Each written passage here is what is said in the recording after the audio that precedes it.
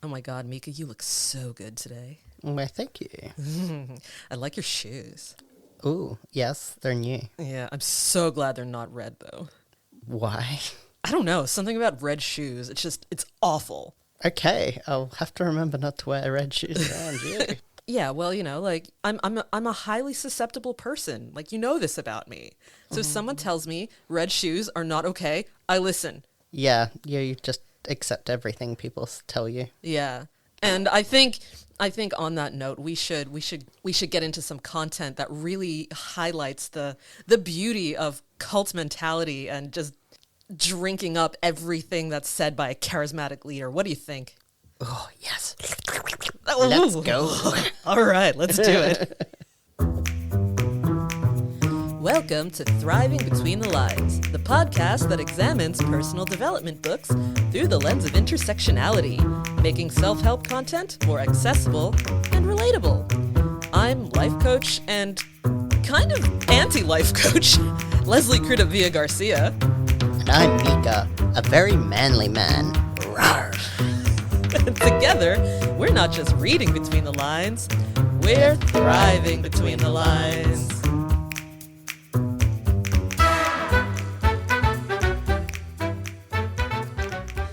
All right, and today we are coming to you from Mianjin, or Brisbane, land of the Yagara and Turrbal people, where sovereignty has never been ceded, and it always was and always will be Aboriginal land.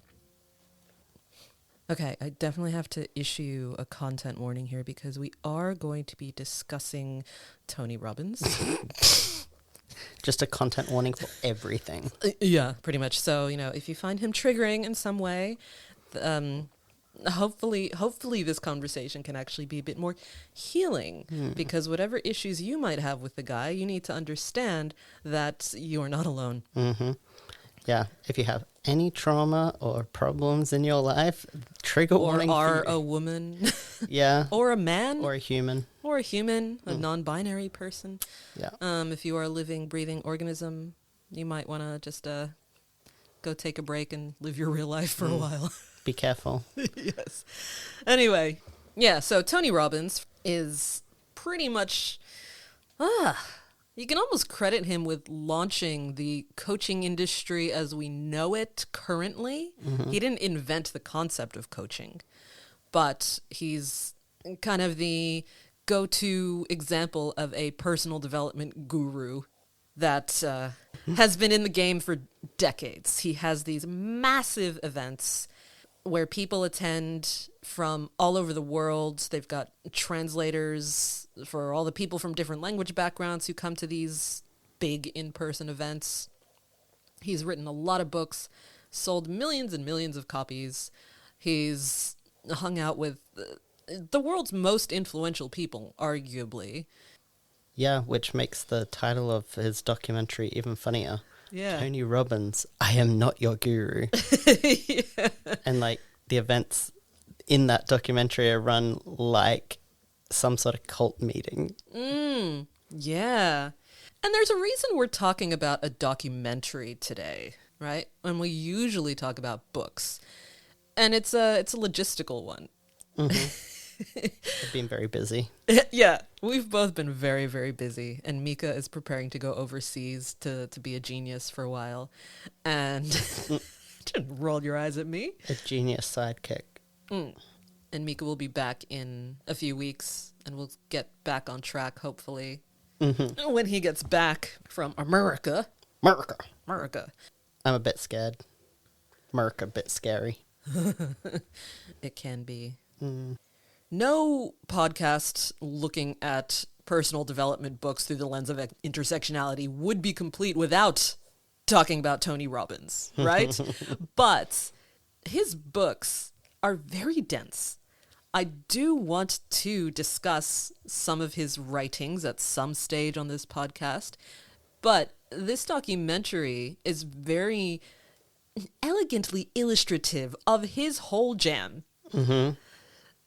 And this is a great way to just start skating on the surface of the whole Tony Robbins fandom, the cult that has been built around him, in a way that's more accessible, because anyone who's listening and has access to Netflix can just watch it afterwards and go, oh yes, this is what they were talking about.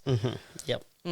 So this qualifies as self-help content that we're examining today. But he just wants to help people. He'd obviously make all of his things free, right?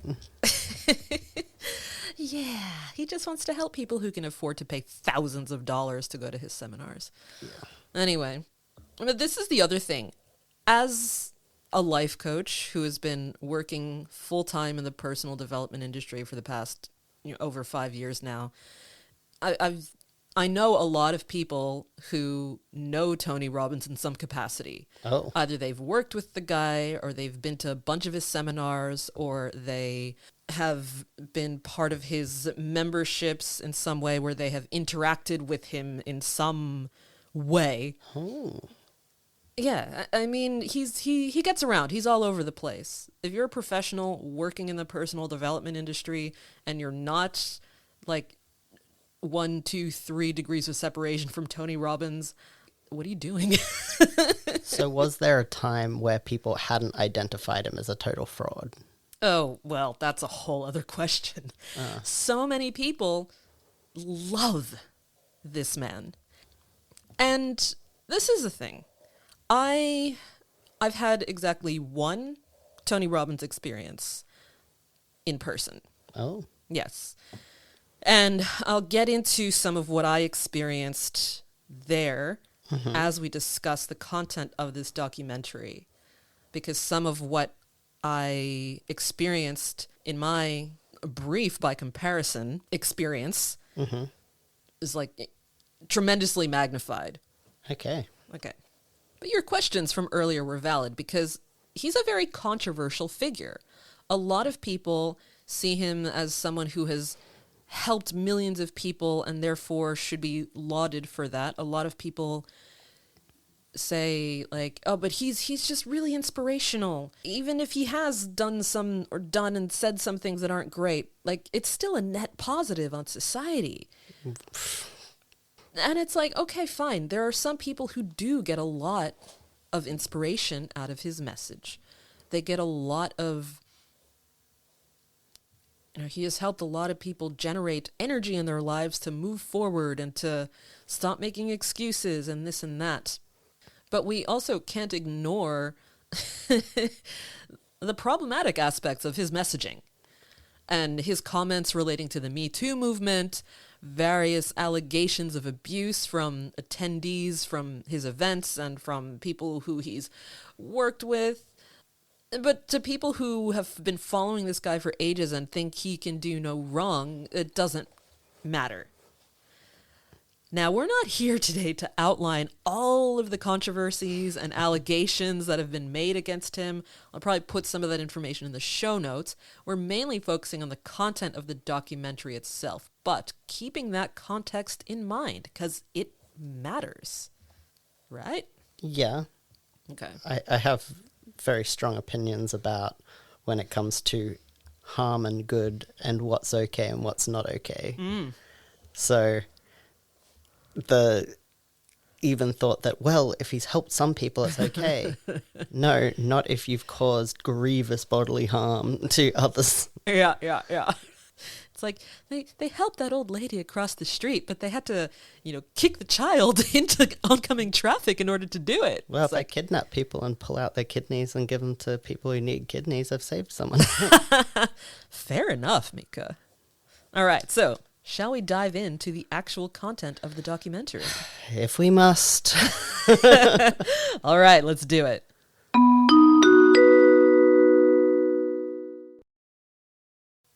Tony Robbins, I am not your guru. Thank goodness. This documentary gives us a look behind the scenes of his Date with Destiny events, which is something that he's run like many, many, many times for people all over the world. And it's important to note that he usually doesn't allow cameras in these things. Yep. Yeah. And the people who attend these events pay thousands of dollars to be there. Like there are different tiers to attend, but even like entry level tends to be really expensive. Yeah. The people who volunteer at these events are people who have paid previously to attend these events. That is a requirement. I know, right? I also have very strong opinions about volunteer labor at for-profit things. Yeah. Everyone, or just about everyone in this room, loves him. Or they are there with someone who loves him, or they are one of the paid staff members from his team, or they, at the very least, believe enough in him to pay thousands of dollars for his guidance. Everyone in this room is there for the Tony Robbins experience. This is an important thing to emphasize. Yep. Yeah. There are not people there who are intending to disagree with him or to challenge him in any way. And it would make it very difficult to disagree with him if something was said in front of all of those people. Yeah.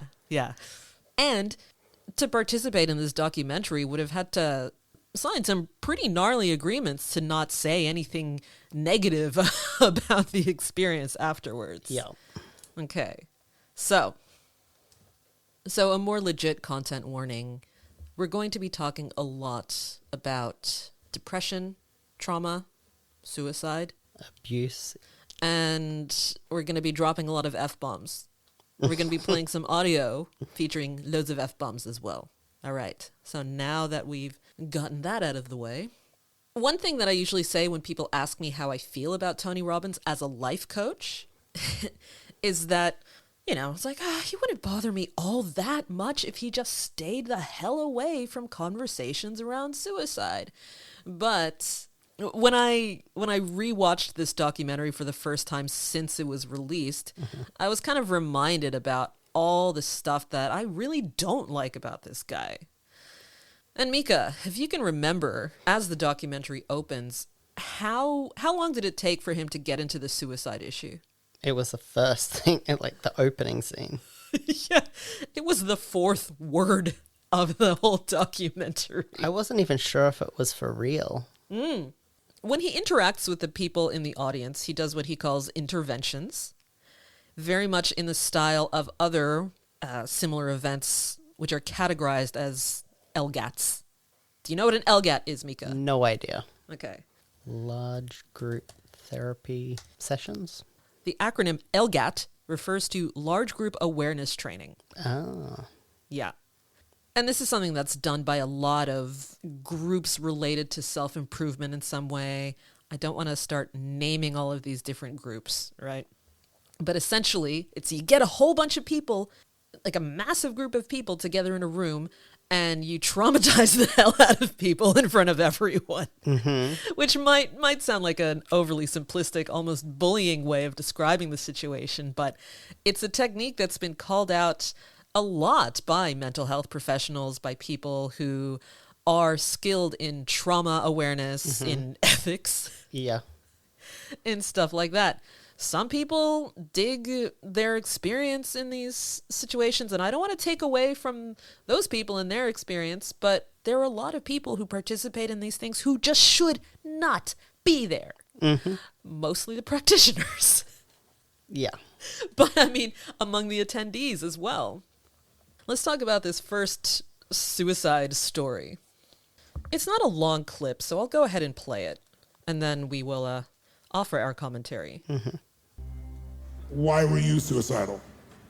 Fourth word. It's because I can feel very peak states in life, but I can go so deep that I don't see a way out. Yes. And I'm looking for a way to get out of my body, or to hit myself, or to... I can explain that deep, and I don't find a way out. What makes you hate yourself? Is it the red shoes? What? Is it the red shoes? No. Everyone laughs. Are you of sure? course. Because they're fucking red. I like his shoes. Don't Me keep too. smiling like that. You'll fuck everything up. you smile like that too much, you'll want to stick around. You've been so hard on yourself. I love that you have such high standards. But those aren't high standards. That's called perfection. So right away, I'm like, what high standards? What are you even referring to here? You're not actually listening to the guy and what he's saying, right? Unless we missed something that they cut out. Yeah, It's very confusing. yeah. But let's keep listening. But those aren't high standards. That's called perfection. And most people overestimate what they can do in a year, and they underestimate what they can do in 2 or 3 decades. And you haven't been around long enough to have those extra 2 or 3 decades. So don't fuck it up. There's time. They look passionately into each other's eyes. It's very uncomfortable. Very uncomfortable. All right. I thought it might have been staged when I first watched it. If you give yourself just a little bit of time, and if you'll be a little more loving to yourself, I think you're going to find you got a lot to give. I can fucking feel it. And I know fucking people. And you know I do. That's right. Thank you. And I know you right now. Can you feel me? Yes, I do. There's the churchy So music. you and I are going to make a deal. I'm going to show you what to do to reshape yourself. That would be nice. And we're going to make it so you can enjoy yourself. Oh, are you sure? Not just when you're jerking off, other times too. So, okay, the audience is clapping. The music is starting to like reach that crescendo point, but they haven't actually discussed anything yet. All he said was like, harden up, buttercup. Yeah. Hasn't asked why he's feeling these highs, these lows. And he's someone in such a vulnerable position. You say the wrong, like just one wrong thing and he's fucked. And there's that moment of almost sweetness when he says, if you smile like that too much, you want to stick around. It's almost sweet, but it is an echo of the whole toxic positivity culture that powers this whole thing. Just smile, honey. Yeah. Didn't you know if you smile, you just stop being depressed? Oh, yes. Put on that big, broad, honest-to-God smile that Dale Carnegie talks about. And it's impossible to be depressed. It's like, are you kidding me? Let's listen to the rest of this little clip.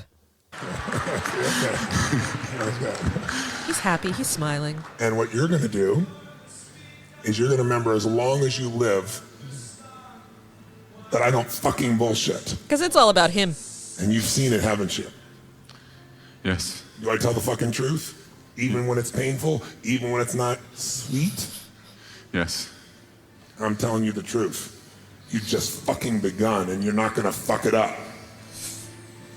You're going to take the time to fully develop and you're going to find a way to enjoy a little bit along the way. Okay. Proposal for a new drinking game, Meka. Every time he says fuck, we take a shot. Yes. It's like, it's so fake the way he uses it. It's just like, oh, it won't be so edgy. It's like, But "Ooh." it's the science of taboo language. This is how he refers to it later. But there's so many more. He could be more creative. Yeah, and this is the thing. Like the whole idea of the science of taboo language, like there's something to it, but there's a difference between using language that's going to like shift someone out of a particular state and just dropping F-bombs all over the Yeah, place. exactly. Yeah. It's like when like a child learns the F word for the first time and then they just won't stop saying it. Exactly. Because they think it's super cute, but also super edgy. And it's like, I'm a big kid. Yeah. It's like, Tony, you're 6'7". You don't need to prove how big and strong you are. That's because he's a manly man, not a femme. Oh, not a feminine man. No. And masculine and feminine polarity is something that we're really going to talk a lot about. But not yet. But not yet. So what do you think about the way he talks to this guy, Meka?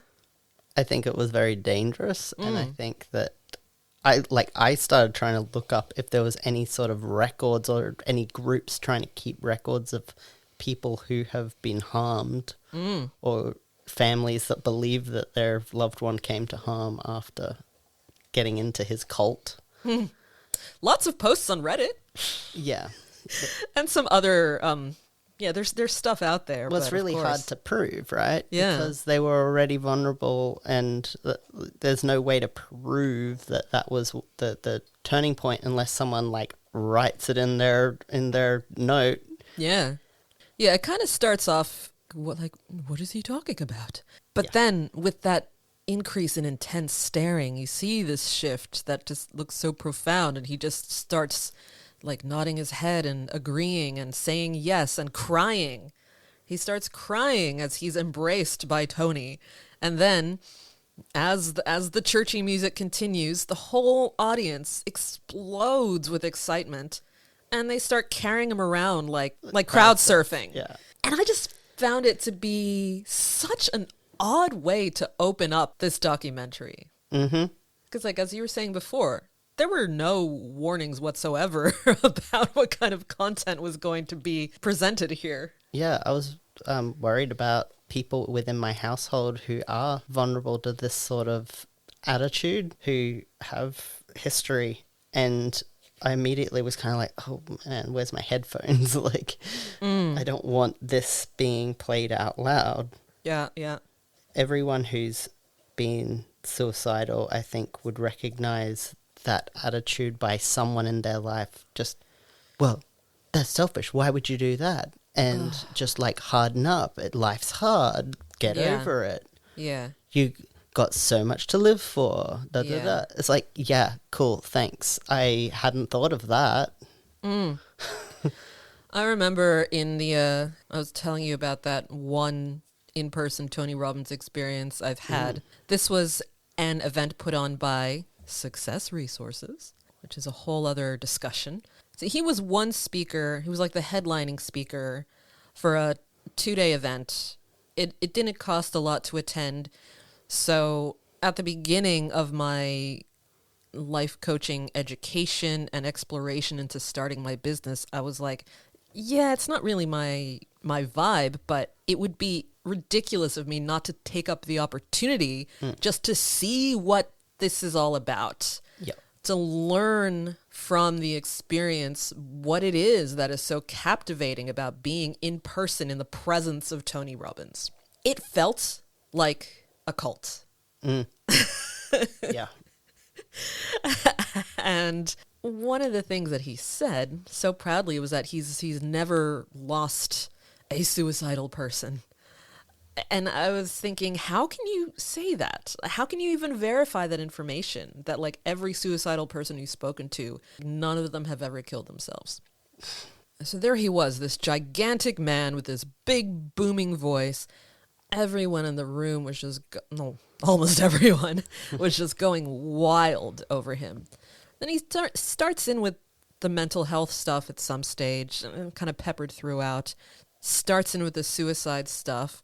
And uses Robin Williams as an example of a person who, had everything that they could ever want, had the love and admiration of people all around the world from across different generations. And, it still wasn't enough.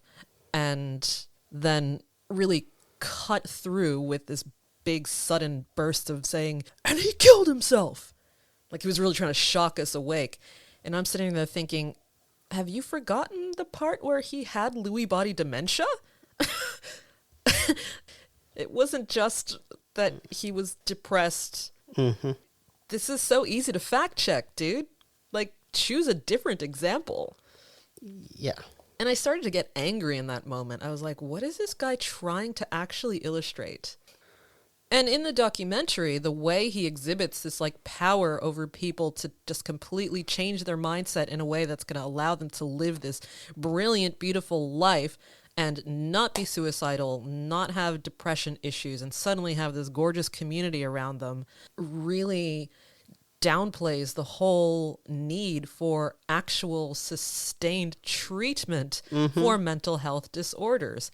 Even at that Success Resources event, he was saying, antidepressants, they just numb you. He doesn't want you to take the medicine that you need. I'm very open about my use of antidepressants. I've tried so many different ways to treat my depression, and that's the one that has had the most benefit. I'm not here to dive into all of the controversy around antidepressants, but he does not have a background in mental health.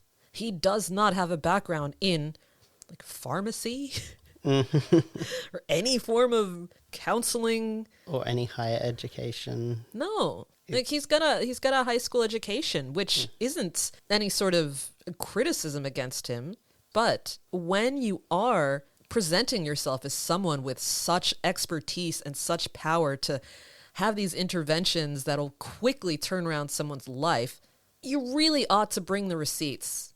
Yes, that's the difference. Like, you can have some personal wisdom, you can personally chat to your friends and family about life and philosophy, but when you start telling people that you are this person to listen to that has answers, Yeah. and charging them a shit ton Yeah. for that, you do need to bring me something more. You do need to show me why you have the right to be saying these things, and also dealing with some of the most vulnerable people in the community, Yeah.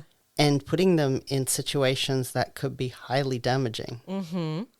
And to me, that's like, he has passed this ethical boundary Yeah. where he is now at the highest level of requirement to prove to us that he should be allowed to do these things. Yeah, yeah. Like, he's doing what a whole lot of medical practitioners and allied health professionals have to go through so much education and regulatory bodies and oversight to make sure that they don't do more harm than good. Yeah. And he's just like, fuck it. Just shortcut and get paid way more. Yeah. And like, And even who the fuck are you? yeah, exactly. Because even these like medical professionals, allied health professionals, they have to stay within their very specific lanes. They have regulatory bodies they have to answer to. They have licenses that they can lose, much like so many of the people Tony Robbins has worked with as so-called experts in the medical field. Yeah. Which is a whole other story. And at the top of this episode, I introduced myself as kind of an anti-life coach because I get it. I get why so many people are so suspicious of coaches. It is because of behaviors like this. Yeah. It is because there are so many coaches who get into the industry because there's such a low barrier to entry. Like, we do have some accreditation bodies and stuff that are doing the best they can, but it doesn't change the fact that there are people who jump in with zero training, with zero credentials, but with a lot of confidence, and might be very tall and have huge teeth, who are like, I can fix your life. And the people who really love Tony Robbins, who are life coaches, will often say, like, oh, but you need to be grateful for what he's actually created, because if he had never come about, then you wouldn't have a business, because he basically invented life coaching. It's like, hang on a minute.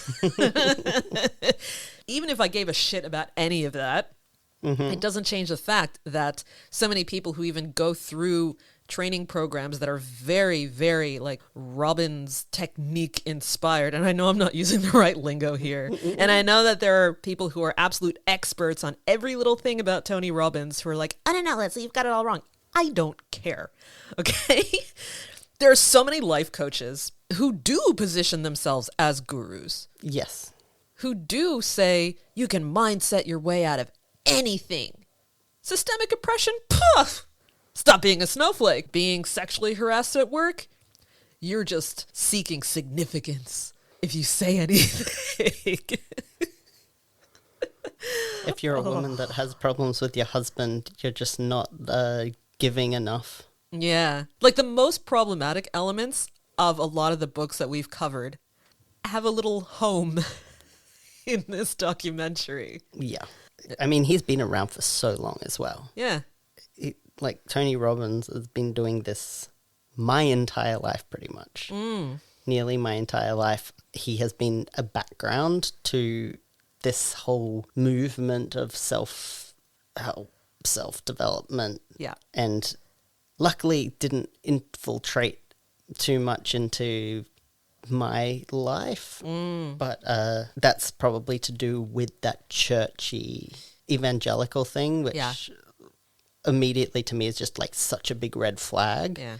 And people in my family as well, like Yeah. red flag for them. And I wanted to ask you about that actually because of your background with church-related things. Watching this documentary, did you see any parallels between God. like how the people in this room were carrying on and your experience? Have you ever seen a Hillsong?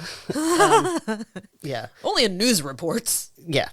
I used to I had started as an older teenager and young adult getting into more evangelical type things. And I had been to a few like small conferencey type things, but it's all the same crap. Like some inspiring talk and getting everyone emotionally hyped up, like intentionally shortcutting logic and thought Yeah. and trying to get you emotional and only thinking with your hormones. Yeah. And not actually processing what we're talking about, really. So, yeah, an active intention to distract from the truth and distract from reality. And that's not to say that, again, some people flourish in these kinds of environments, but that doesn't change the fact that so many people suffer as a direct result of these kinds of things. Yes. Where they're not actually addressing the problem that has brought them to where they are. They're just pumped up and pumped up and pumped up with this idea of hope, with this idea of fulfillment. Yep. Live, laugh, love, positive vibes only. If you can't smile through anything, you're a stinker thinker. I was that person. I was that desperately depressed person trying to find a way out, trying to find answers. And in these environments, anything other than everything's all right was not only frowned upon, but you were a sinner. You were a bad person. Yep. Like, to be depressed or to feel suicidal is in fact you being evil, you siding with Satan, you Being selfish. being selfish, That whole narrative. like, oh, you just so all about yourself. Clearly, you don't care about anyone around you. yeah. Because there was also this shame. Like, if you go to actually see professionals or take drugs to help, you would get shunned. You would get shunned. Yeah. And if I had got treatment then, things would never have got as bad as they did. I wouldn't have as many conditions I have now from, like, slowly killing myself through neglect, basically, because I couldn't actively do anything because that would be selfish. Yeah. So it was good that they were at least so bad at what they do, like so illogical that I was able to be like, oh, hang on, these guys are dumb. Yeah. Yeah. But yeah, I think a lot of harm came from that entire way of conducting oneself. Yeah. When I think about periods in my life, especially in my teen years where I was really struggling with feelings of wanting to end my life, one of my biggest struggles was feeling like anyone was actually listening to me. And this was before I had any idea that I had PMDD. This was when I was struggling with issues around identity, with the racism that I was living amongst every day as one of the very few children of color in my school, being a depressed black teenager in suburban Pennsylvania in the 90s. Sounds fun. Maybe on Opposites Day. Yeah. Yeah. But I was struggling with a lot of things. So many things. And the people who I sought counsel from, it was hard for me to recognize when I was being supported properly and when I was being put further at risk. Because I didn't know what I didn't know. Yeah.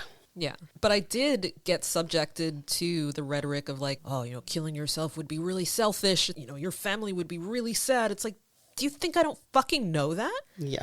Do you think that the idea of my family being like really upset and angry doesn't also make me more upset and angry?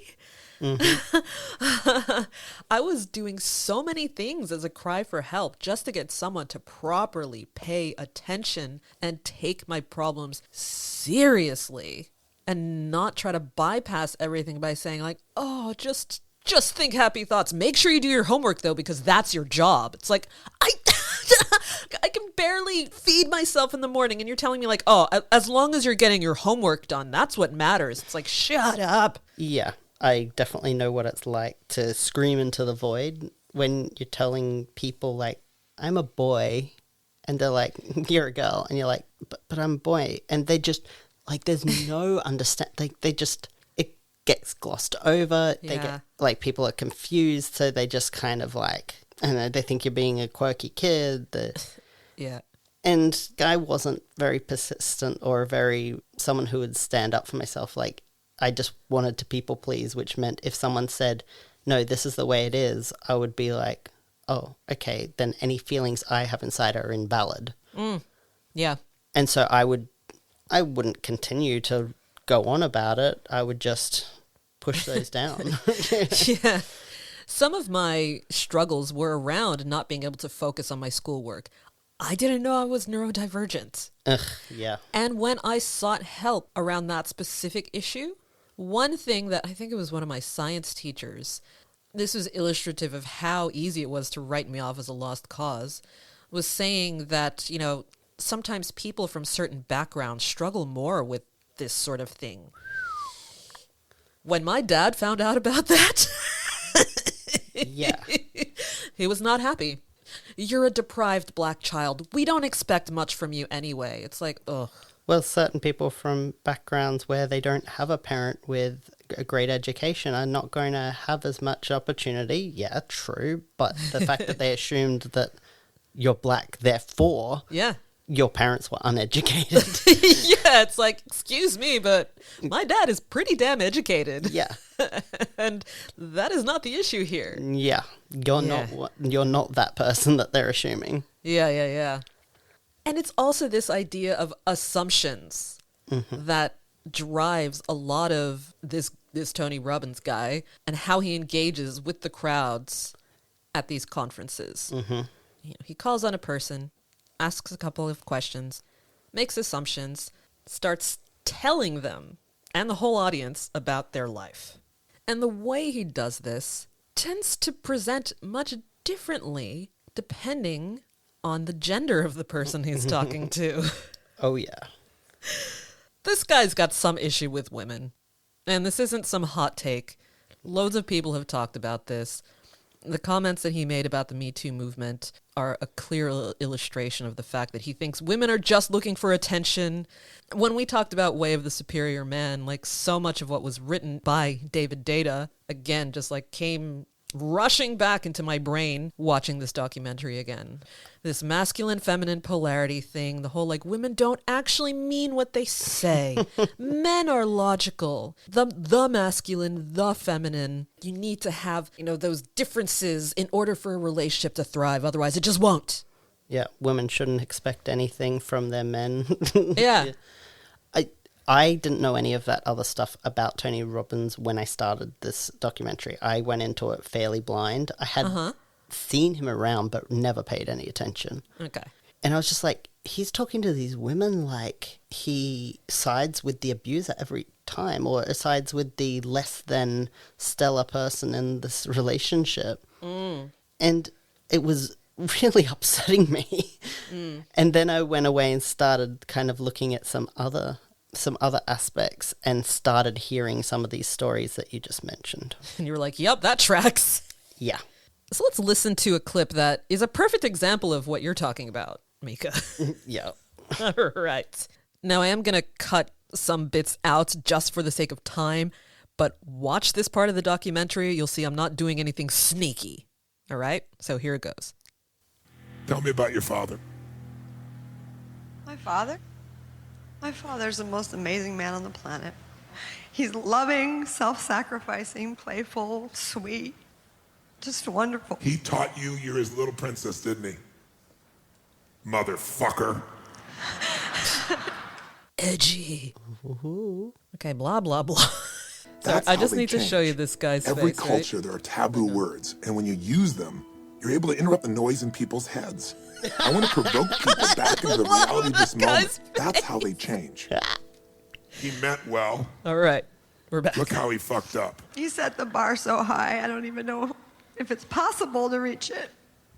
That's right. He dare taught you he. you didn't have to do anything to be loved. You should have all your needs be met. This is getting so He's Freudian. a beautiful man with a big heart that fucked you up, made you think you were entitled. And when you're not, you're confused why it didn't come your way. See, it's like he hears 3 words from somebody. He's like, I'm going to tell you exactly what this situation was. And it's probably to do with the fact that your dad was too nice to you. Either the dad was too loving, Yeah. or if the father was the opposite, it was like, oh, well, you should be grateful. Yeah. He made you strong. Yeah. He was being a masculine man. Let's continue. Made it so that you could take love away if you didn't get it, because you had no fear of losing it, because he always gave it to you. So your husband never stood a chance. Keep your Now, expectations what low, did ladies. you do to your ex-husband that led to that relationship ending? I probably withdrew love from him. You didn't love him anymore. That's But he okay. hurts me. And you hurt him. Yeah, I guess I do. He doesn't seem like he cares, though. It doesn't even seem like it affects him. Of course he doesn't. Same strategy you use. He's just better at it, because he's a man. Ugh. He has no one to talk to about it, so he won't. Your face. He doesn't Meka. talk about anything. He's a man. Men are such Expect that simple he should be creatures. completely cold and unfeeling. Yeah. Silly, simple You're like all creatures. shocked, like he doesn't talk. Well, now I have a relationship with my boyfriend. Talks about everything. Yeah, because you got a feminine guy.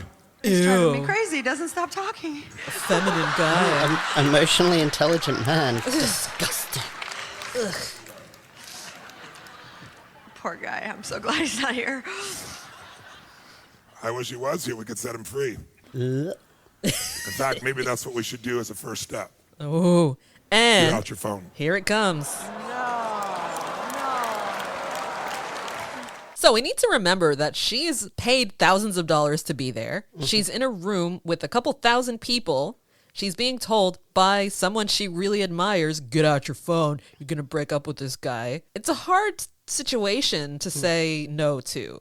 So here she It's goes. time to start doing the right thing, right when you know it's fucking right, not when it's convenient and comfortable and feels good to you and you get your brain around it. I don't want to hurt him. You already are. He thinks he has a chance and you know there's no way in fucking hell. Correct me if I'm wrong. Tell me if I'm wrong. Tell me if I'm wrong. I can't. You're right. So you have a chance right now. I'm not forcing you to do this. You got to consciously say, I want to do this before you ring that phone. That's or don't do manipulative it. language. I'm just And when I using say I my want it, doesn't mean I like it. power dynamic. I want it because I know it's right.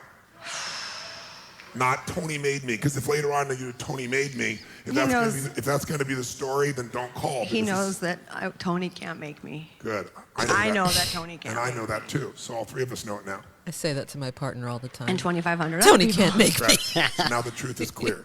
Make the fucking call.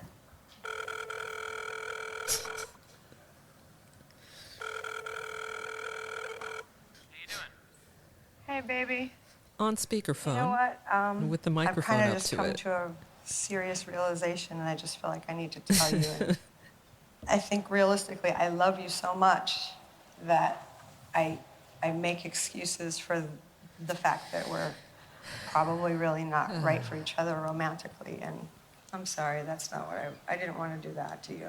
I can't live like this. And I don't think you can either. The role that you're playing is not who you are. The role that I'm playing is not who I want to be. And I don't want to be some masculine, ball-busting broad. That's not who I was created to be. If I just keep in the relationship because I don't want to lose the good stuff, it's selfish. And, you know, that's the one thing I don't want to be. See, she says selfish, and Baby, Tony does I a love big you. I'm not gonna pretend it never strength happened. I'm pose, just like trying to be honest while I yeah. have the courage. How Babe, dare please don't you. do that. Please don't do that. Please, I just wanted. They ended up getting back together. Yeah. Just by the way. I'm so grateful because he sounded like a sweetie. Yeah. Yeah. She said something very important there. She doesn't want to be some masculine, ball-busting broad. That sounds like her natural words, doesn't it?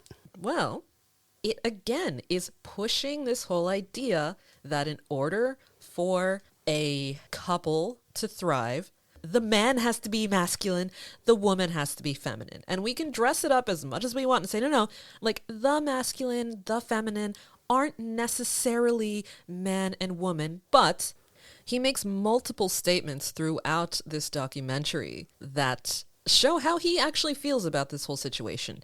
Men are powerful, women are weak. The masculine is that logic, da-da-da. The feminine is associated with this feeling of entitlement, of trying to seek significance, trying to get attention. And it's like, just stop. You've already told on yourself. Yeah, I mean, wanting attention, standing up in front of thousands of people constantly talking you out of your ass. Yeah.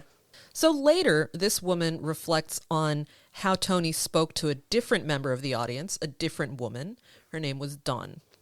She told a story about being part of an abusive religious cult. Very tragic, very upsetting. She was crying. At the end of the story, Tony assigned her 3 uncles, 3 men in the audience who were to be her guides for the rest of her life.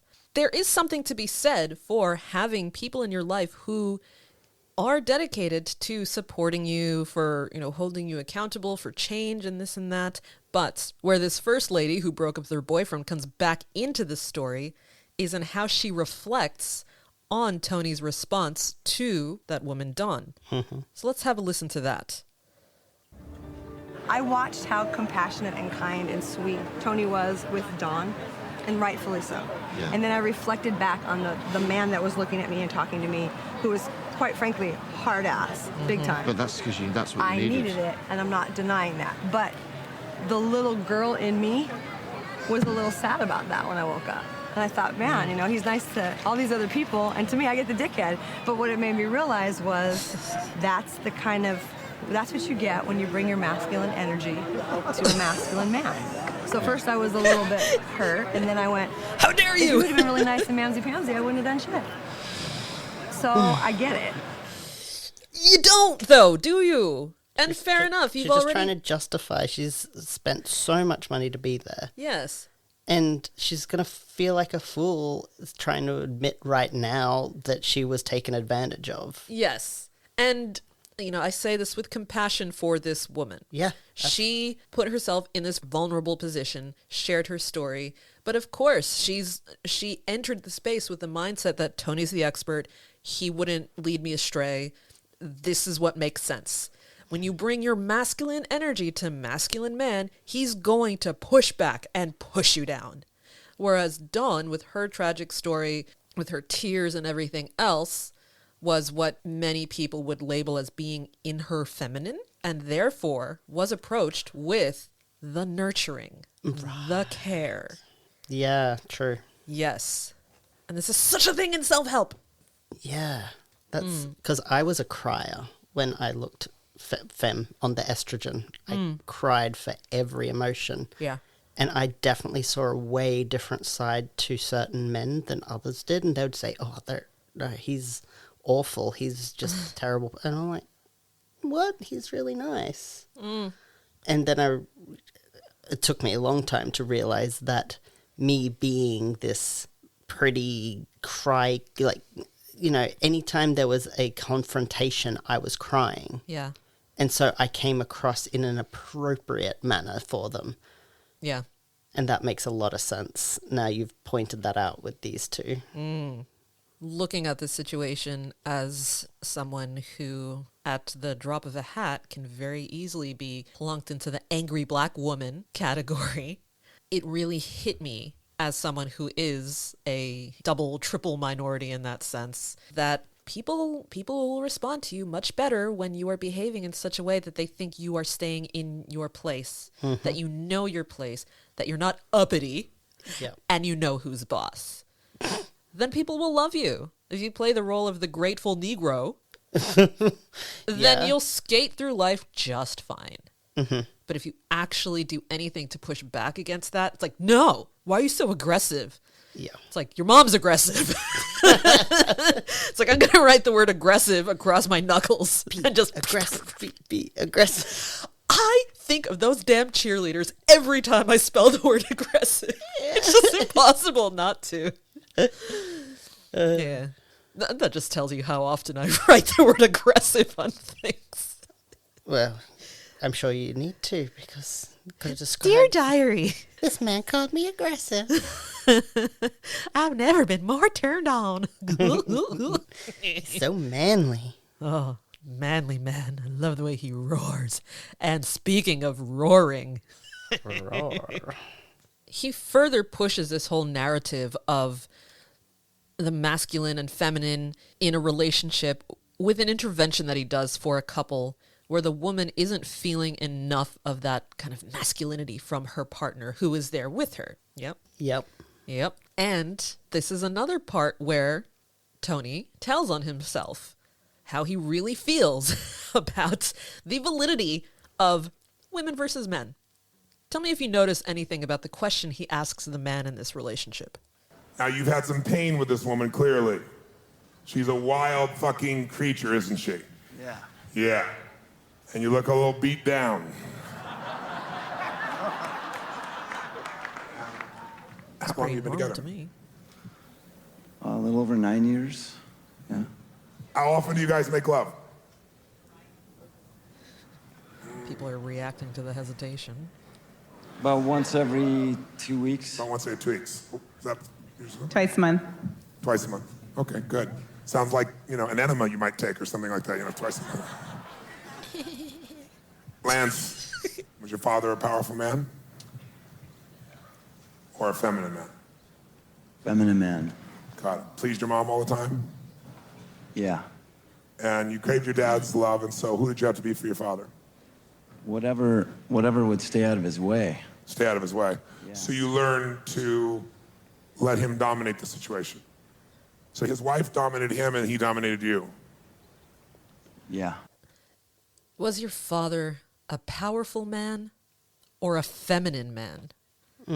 It wasn't, was your father a masculine man or a feminine man? It was he a powerful man? To be a woman is to be is to be weak. Yeah.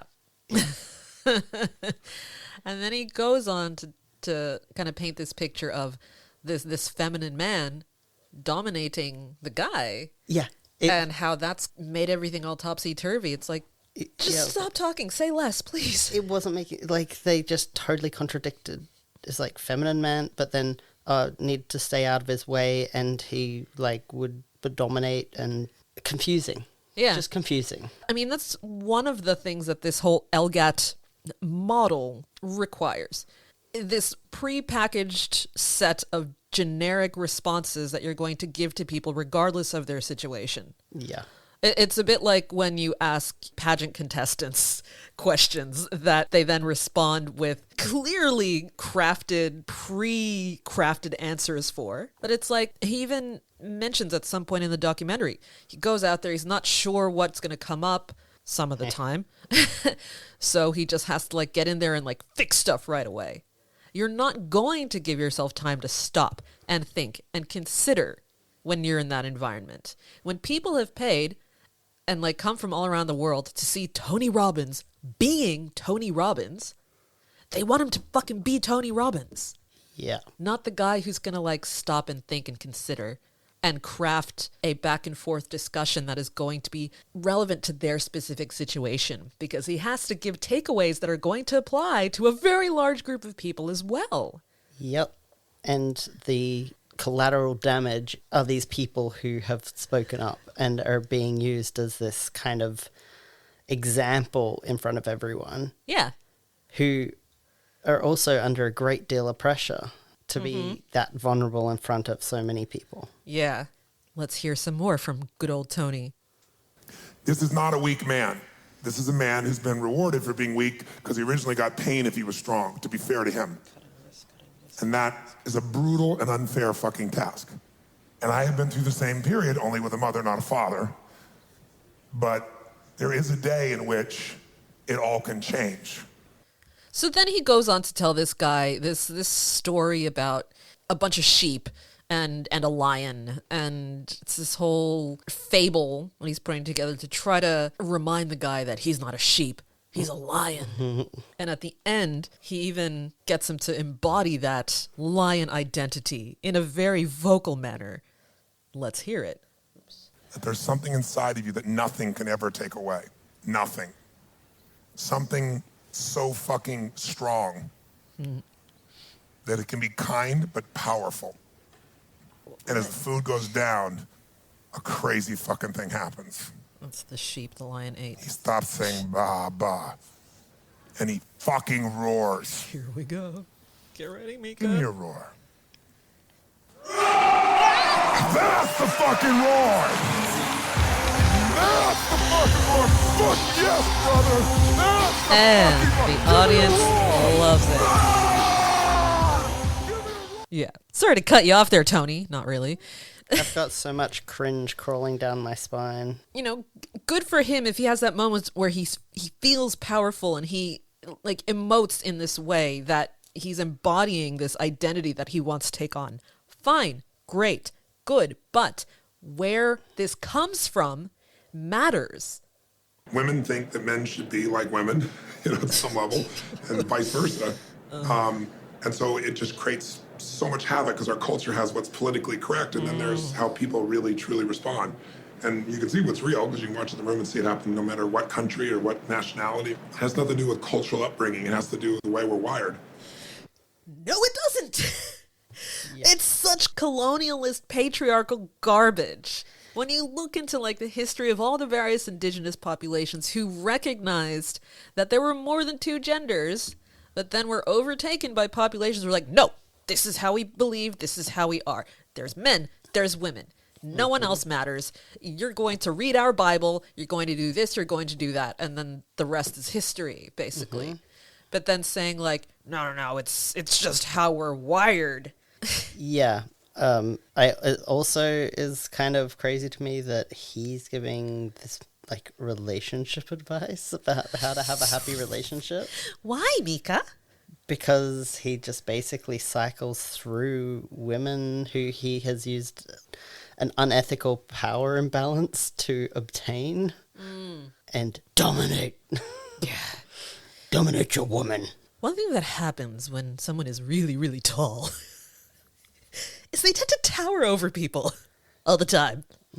So it can be hard to understand someone else's perspective as a normal height human being. Average height human being. Yeah, like an average height human being. When you are confronted by this person who's just so towering, who you already have an admiration for, and if you are a woman attending one of his events or working with him, and then he just plucks you out of obscurity and says, you will now be mine.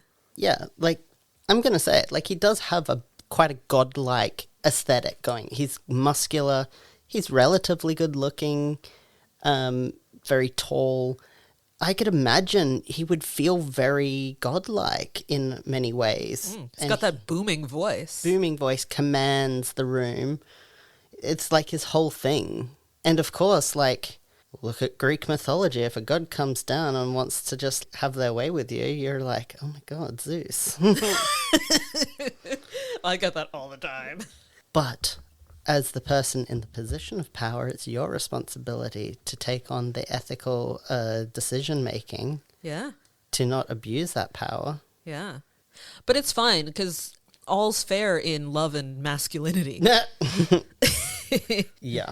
Someone makes you hard, then it's your duty to dominate and to just do whatever you have to do as a man to bring that little filly closer to you, into your orbit. Little lady. Yeah. And the use of fables in a way that doesn't really relate to this couple's situation at all. It's just like, how can I illustrate masculinity right here? I just want to see like how successful I would be as a coach if I just slammed Aesop's fables into people's lives and just left it at that. I mean, I work so hard to actually craft an experience for people when I could just make it so much simpler. Of course. And the thing also is it adds to that picture of this whole thing being like a giant mega church service. Exactly. Yeah. There is power in fables. There is power in metaphor. And yes, I have used metaphor as a way to connect with clients, not in an LGAT scenario, because I don't do that. But in this particular context, it's what draws people in. Yeah. You're shifting the energy into the room to get everyone to think about this story and then like punctuate it with this gigantic noise. Yeah, and I think it's, again, emotional. It's bringing things back to the emotions and bringing others into the story. Yeah. He throws around all this rhetoric very irresponsibly. And speaking of irresponsibly throwing around rhetoric, let's talk about trauma. Oh, ho, ho. Yeah, I got that from watching this documentary. Let's talk about red flags, Meka. So part of the preparation for some of these interventions involves what they call a red flag review. This is an opportunity for the people who are organizing the event or helping to run the event to identify individuals from the audience who have undergone severe trauma in some way. Again, content warning, I'm going to play a clip where they list out some of the traumas that some people have experienced. It's going to be difficult for some people to hear. And then we're going to reflect on it together a bit.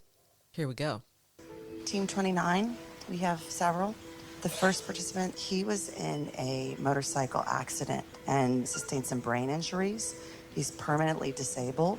So the first thing we're going to do is make sure that he's processing and understanding everything that he's getting in the room. She is dealing with autoimmune disease, constant pain. Our group has 3 of us who have made major changes in our life to help us with health issues. So that will give her knowledge that she's in the right place. Mother was murdered by stepfather. One of the children was forced by an adult to abuse his sister. They were held hostage for 3 days in a terrorist attack. At age 6, she had sexual abuse from a close family member. Age 11, physical abuse from her father. And at age 17, her closest brother was killed in a motorcycle accident. One thing that can sometimes happen when we go through this special care review is people can focus on these negative events that have happened in people's lives. What I would suggest we might focus on is the impact that we're going to be able to make. Here comes the bypass. The events are really irrelevant. I mean, they're important, they're what's happened to people, but if we focus on what we're going to be able to do, how we're going to be able to help them, it's going to put us in a state that's going to allow us to show up at our absolute best. If we focus on, the trauma that people have gone through, that's probably not going to happen. Yes? Yes. Awesome. Now, Meka, I've never seen you wince so much in my life as I have throughout this recording. Now, the supposed purpose of the red flag review is to make sure that these people who've experienced significant trauma can get the extra support that they might need to make sure that they are nurtured in some way. But let me ask you a question, Meka.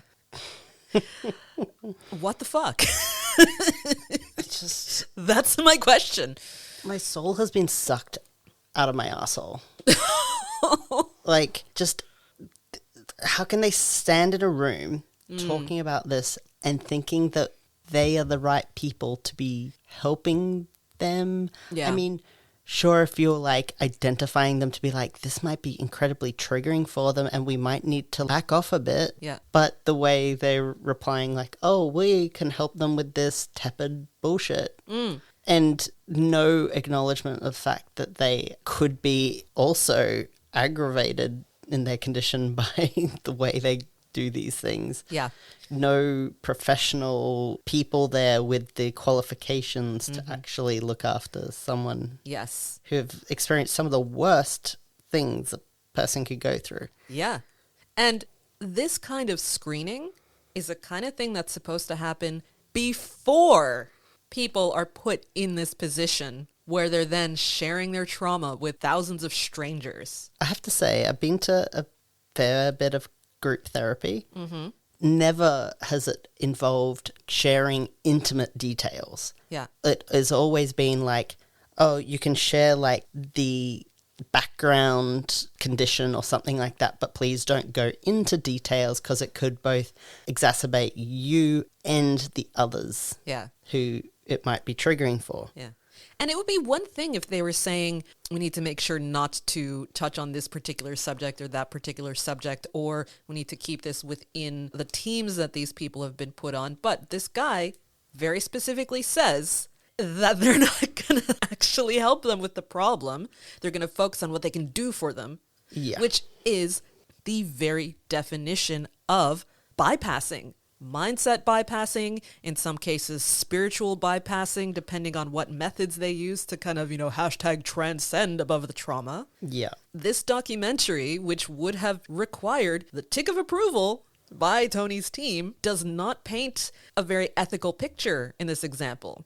Oh, yeah. Yeah. It just, and I get that they're most likely all lay people who have no training in psychology or mental health or even higher professional ethics or legal ethics, like, or your legal responsibilities and duty of care Yeah. when putting people in these positions. Yeah. And so they really are all underneath Tony Robbins' professional control. Yeah. And they are doing his bidding. Yeah. So I do push it back onto him.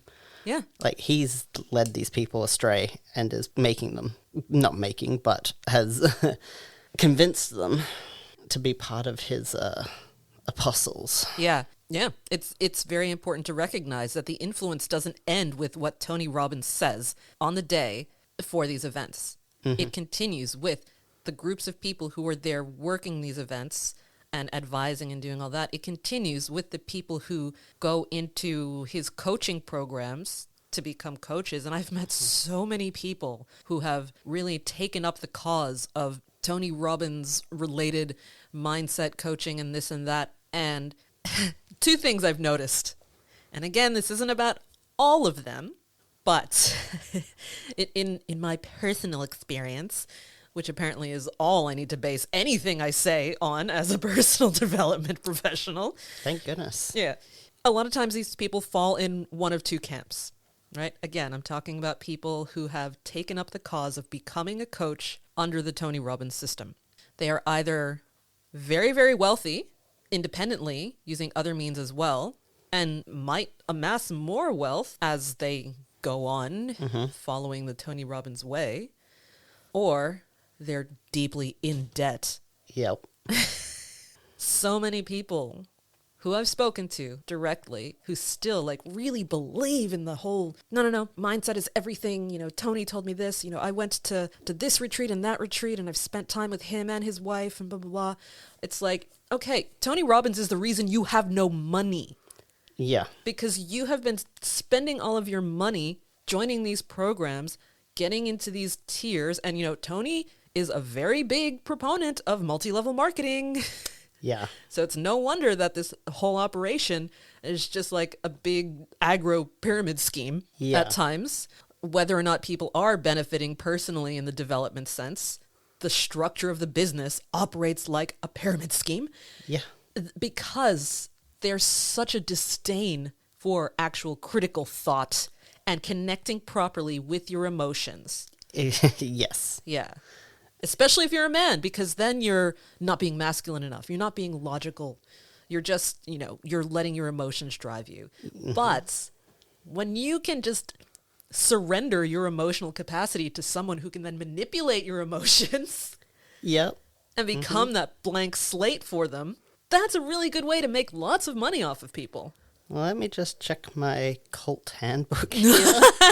I think Amanda Montell wrote that. It's right on my shelf there. Yeah. Shout out to Amanda Montell and the book Cultish. It's one of the criticisms of the whole LGAT system. People who should be screened for mental health conditions or certain traumas, where the screening might amounts to nothing more than like a tick box on a form that they can say yes or no. It's really a waiver. It's a waiver. It's not a screening process. It is a waiver. Yep. Saying like, oh, well, they said they weren't suffering from anxiety, depression, blah, blah, blah, blah, blah, blah. They killed themselves? Sorry, it's not our fault. They ticked the box. Yeah. Exactly. I don't know. Some of them do seem like they possibly care about others, but a lot of it just seems like they're caught up in this emotional, it makes me feel good to be here. Like, oh, Yeah. And having been in events like that, in churches, Yeah. feel like it's like getting high on your internal drugs, just Yes. like activating over and over this release. You let go, you're giving all your control over to someone else, so all that worry and tension and thought that you constantly have going around your head just goes away, because you're like, oh, I don't have to do anything, someone has all the answers. Yeah. I can give up and just float on all these happy hormones, because for this week or this moment you've just given away your individuality. You've given away anything that makes you you. Yeah. And who wouldn't see the appeal in that to some degree at least? Yeah. My goodness. The prospect of not having to think for myself. The prospect of not having to make any actual proper decisions on my own. It sounds so freeing, but I don't operate that way. Yeah. I very highly value critical thinking skills. You know, I used to teach critical thinking skills at the university that I worked at. University education, what's that done for anyone? Oh, gosh. Oh, you're one of the elites in the ivory towers. You've been indoctrinated in the ways of the book. It's like, I'm street smart. What? Cul-de-sac aware at best. I wouldn't say street smart. Ugh. In the documentary, there are so many moments where either Tony or one of the attendees, the participants, the volunteers, they're turning to someone and saying, I love you. You are love. You are so worthy of love. You are a miracle. You are an incredible person. And this is something that happened when I went to that Success Resources event as well. We had to massage a stranger's shoulders, which was kind of like, okay. Yeah, And I would have been out of there. yeah, we had to do all this touchy-feely stuff, which I've come to understand is a standard at his event and events like that. But with all of these people throwing I love yous around, I always find those environments very disingenuous. Like, you are a great person. You are worthy. You are this. You are that. I understand the intention behind it, or the intended intention behind it, if that makes sense. I understand what it's supposed to be doing. It's supposed to remind people that they are worthy and that they are enough.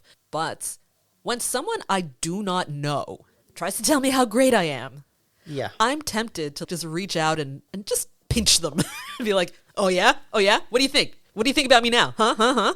I mean, it does work in more intimate settings where smaller groups and where you've got to know each other personally. But yes, in these things, it very much feels like the church stuff again, where you get told constantly, like, you're loved.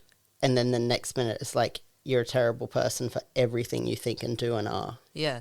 You can avoid that whole criticism and traumatic side of the whole thing by investing, instead of thousands of dollars in this seminar, a few dollars on those chalky Valentine's Day hearts. Oh, yeah.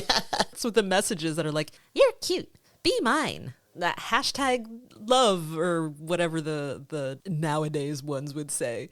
You'd save so much money. You'd save so much time. Yeah. I don't know what else to say about it, to tell you the truth. Like, it's just... You just hit me with a fable. That's how you bring the wisdom back into the room. Once there was a man who saw the poor standing by the well, wishing that they had enough money for a bucket to get the fresh water out. And he went over to them, and he owned many buckets. And he said to them, you see my buckets? You too could have buckets like this, if only you wished hard enough. And it would be amazing if there were someone close by who had many buckets to spare, who could lend you one. Or sell you one. And then that person could sell them a bucket. And then they could sell someone else a number of buckets. And then each of their friends could buy some buckets. And then the cycle could just continue forever. Yes. And then this man with the buckets took his buckets to the well and filled them all up.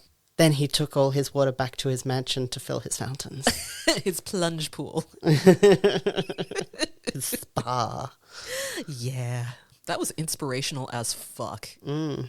I feel very comfortable saying fuck right now because apparently that's the science of taboo language. If anything good has come from watching this documentary is that I'm more encouraged to reduce how much I swear because I don't want to sound like a dumbass. Tony Robbins' hashtag wisdom is meant for people with privilege. Yeah. There is a claim, even, in the beginning of the documentary where they're going through this montage of like, oh my gosh, you've helped so many people and blah, blah, blah, you're so great. Where it's like, oh, you've helped people like, I was going to say the Mona Lisa. It's like, no. Mother Teresa, Nelson Mandela, this person, that person. Mm-hmm. And it's like, sure, on the surface, that sounds all fancy, wonderful. But if you really dive into how he's worked with these people, nothing that he has said or done made them who they are. Yeah. I know, just everything he says sounds like complete. If you get into the emotion of it, you're like, yeah. But if you stop and actually think about what he said, you're like, what the fuck did he just say? Yeah, exactly. Like, it has no meaning at all. It's literally, if he could use no words, but just use the tones of voices, it would make as much sense as it does. The rumbling and the music coming in at just the right times and the, like... Yeah. So, Meka, if someone were to come up to you and say, yo, man, I got these Tony Robbins tickets. I can hook you up for free. You just got to spend 6 days in this room with a bunch of people and, like, massage each other and shit. What would you say? Like, you're saving thousands of dollars on a ticket. I would almost be tempted to go to troll. And, like, because I want to see what happens. I wondered, if you disagree with him while he's doing this, do you get kicked out? Will they not let you come back in? Like, is there are you allowed to speak up for yourself? Because my feeling is if you stood there and said, no, I'm not calling my boyfriend and doing, no, I'm not doing it. That's ridiculous. You're pressuring me. I don't appreciate being pressured that way. I very much doubt you would be allowed to come back in or keep hanging out with people there. Or everyone there would bully you out. Like, no one would want to talk to you because you don't follow the great leader. Yeah, well, it's funny you say that.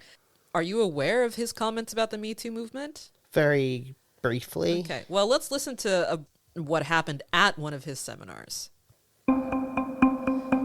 So this happened at one of his events in San Jose.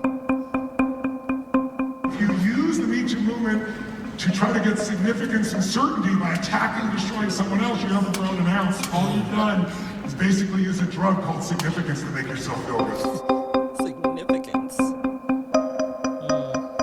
Nanine McCool is the one. So I think you misunderstand the Me Too movement. Look at these people and see what is empowerment. Anger is not empowerment. What you're seeing is people making themselves significant by making somebody else wrong. So after he made that statement about, using a drug called significance, blah, blah, blah, he did this weird exercise where he got her to put her fist out. He put his fist out, his gigantic fist, put it against hers and just started pushing her backwards. A lot of people question what that was illustrating. Did he explain it? Well, let's see. You're telling me that the more I push, the more I'm going to be safe.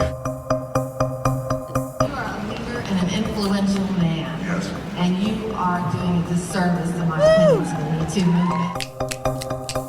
Yes! Because I just was someone the other day, very famous man, very powerful man, who's saying how stressed he is because he interviewed 3 people that day. One was a woman, 2 were men. The woman was better qualified, but she was very attractive, and he knew I can't have her around because it's too big a risk, and he hired somebody else. I've had a dozen men tell me this. A dozen potential predators tell me this. It's like, what are you talking about, man? Anyway, I'm just gonna end it there because it's like I can't control myself if there's someone around I find attractive. Like I just can't control those feelings. Yeah, yeah. And he got ripped to shreds by the right people for making those comments, and then, tried to apologize in some like weird way. But it didn't change the fact that he was emboldened enough to make that statement and do that pushing exercise to a sexual abuse survivor in a room full of people who worship him. Yeah. Yeah. And I love that she called him out and said, "You're doing a disservice." Yeah. Hell yeah, woman. Like, you stand up for yourself and all the women who have had to suffer through that. Yes. This is one of the places where the idea of victimhood and victim mindset has been weaponized against marginalized groups. It's like, by being angry, you're not empowering yourself. It's like, you know what? Anger can be very empowering. It can force you to take action against an injustice. Yeah. And I heard so much of that rhetoric against like the Black Lives Matter movement and similar social justice movements. Like, oh, no, you're just being a victim. It's like, hell no. Well, it's like, what is it about standing up for what is right that is victimhood? It's like, we're trying to take you down. Like, you get that, right? They think you enjoy it. They think it's something you enjoy. That like, it's not fun to be in a state of anger. Yeah. It's a state that you are required to be in. Yeah. Like, you were put there, and your choices are to gloss it over and hope that the trauma disappears. Yeah.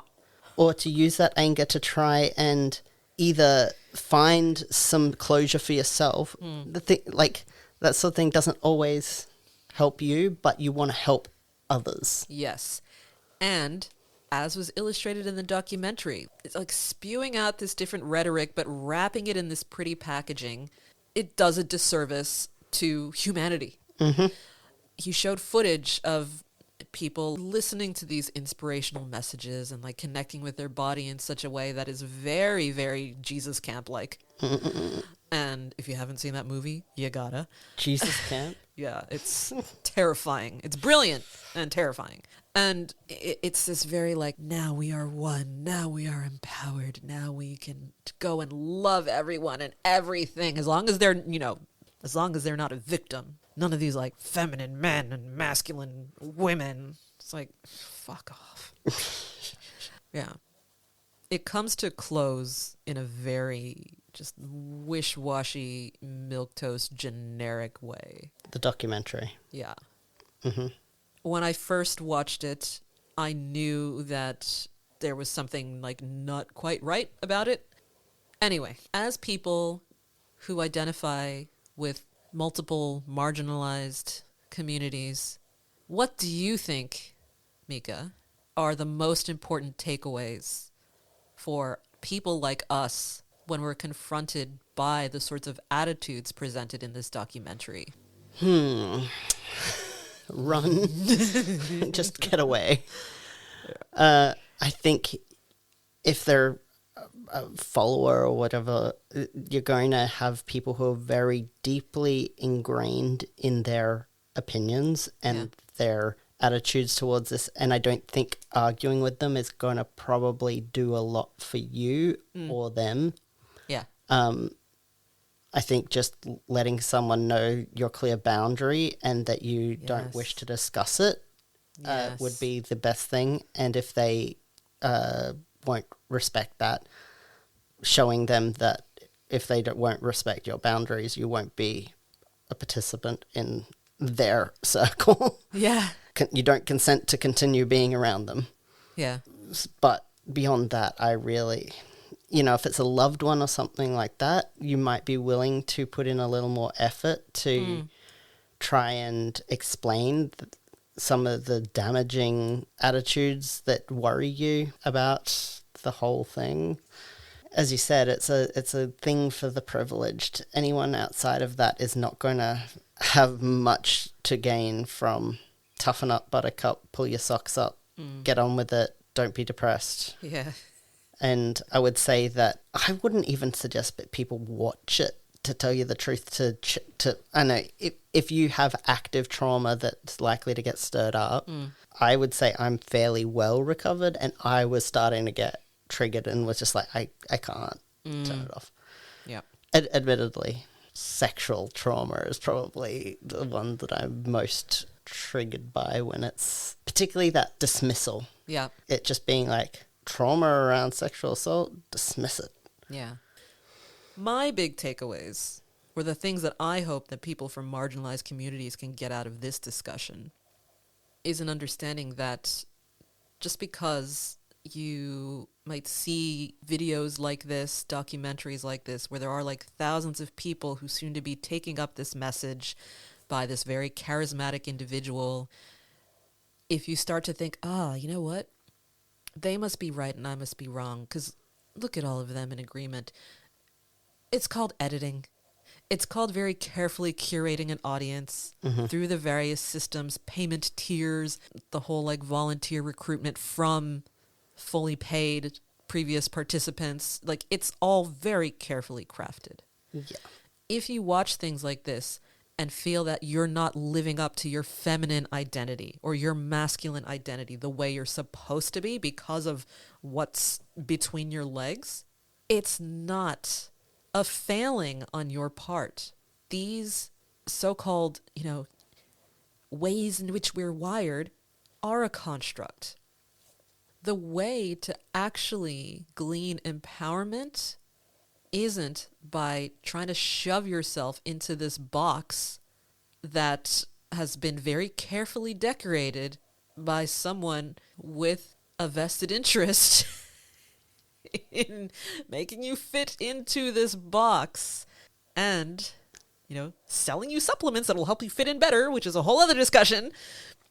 You don't have to be anyone who is not aligned with what you truly value. Mm-hmm.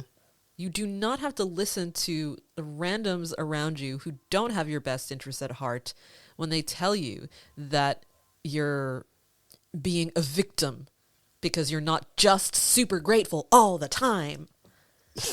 Yeah.